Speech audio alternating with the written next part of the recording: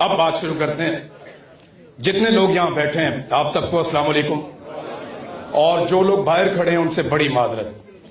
ये मुझे अलाउद्दीन ने बताया कि हमें आइडिया नहीं था कि इतनी बड़ी तादाद में लोग आ जाएंगे। मैं बाहर गया था, मेरे पास कोई माइक नहीं था, मैं उनसे बात कर नहीं पाया। ये आवाज जाएगी बाहर?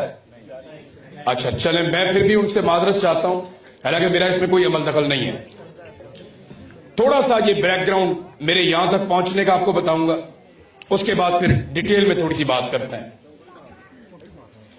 मुझे एक दो जानने वाले दोस्तों ने फोन किया और उनके रेफरेंस से फिर अलाउद्दीन साहब ने राब्ता किया। इन्होंने बताया कि हम एक प्रोग्राम करवाना चाह रहे हैं और वो प्रोग्राम की इन्होंने मुझे एक टाइम बताया। तो मेरे पास वीजा महदूद था, मैं यहां आ रहा था यूरोप में और मेरा वीजा खत्म हो जाता। तो इन्होंने मेहरबानी की, इन्होंने कहा जी आप आ जाएं, हमारा इसी बीच में प्रोग्राम है, आप शामिल हो जाइएगा।